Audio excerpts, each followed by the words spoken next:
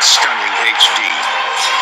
This is English Premier League news. your home of sport.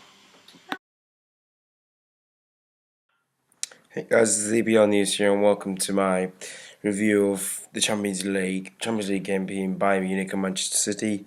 Bayern Munich was home during the game, and they won the game 1-0 in the 90th minute from a Jerome Boateng volley, which beat Joe Hart via a slight deflection. So we'll go straight into the game in the first half. Talk about Manchester City first. Manchester City probably were the best team for counter-attacking in the first half. They were superb when they played the ball very quickly. A lot of the time it was slow and it didn't work. But when they played the ball quickly between David Silva, Dzeko, Navas, etc., they were able to penetrate. Edin Dzeko had a couple of chances in the first half. One, which was a curling effort. I wouldn't really say they were chances. I'd probably say they were half chances, but you'd expect Dzeko to probably take one or two of them, seeing as he is a very good striker. However, he wasn't able to score either of them. One was very, very close. It was a beautiful curling shot. He was very, very unlucky. In my opinion, City really did need Aguero in the first half. They lacked pace down the channels. They lacked pace through the middle. They weren't able to hold the ball up for me. They weren't able to counter-attack effectively with Dzeko up front. I don't think Dzeko is a counter-attacking footballer. I think if you're going to play it in Dzeko up front, you're going to need to have a lot of possession of the ball before Dzeko starts getting chances. And obviously, he's not the most clinical finisher out there. He was obviously unable to score.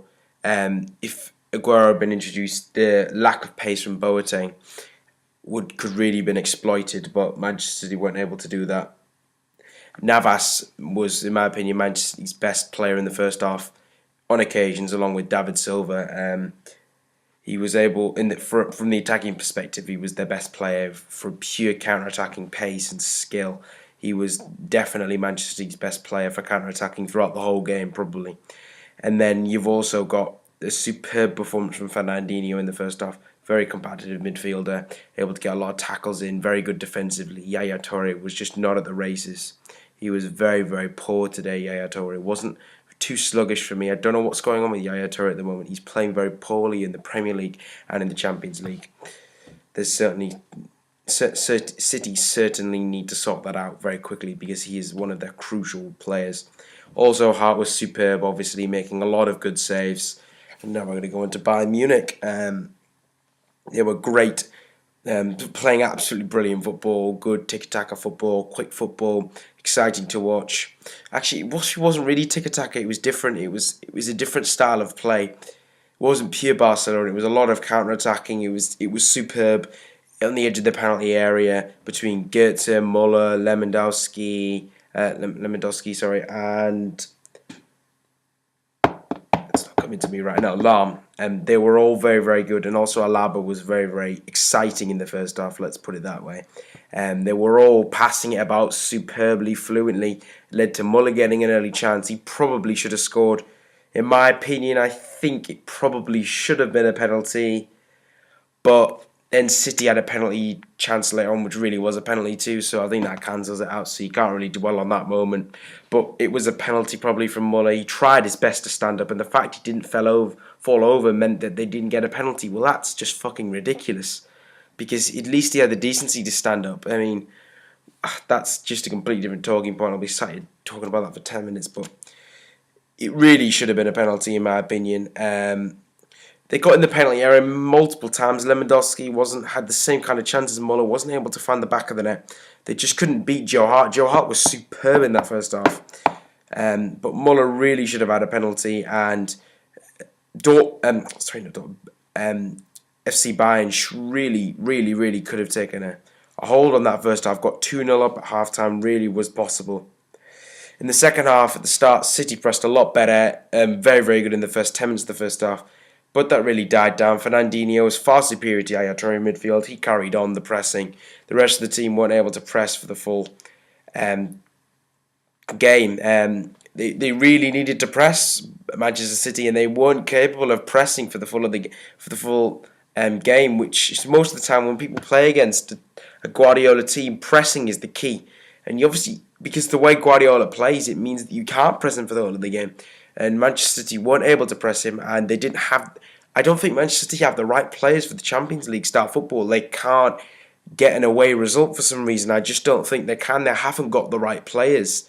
They haven't got a target man kind of striker. Dzeko just wasn't good enough as a target man.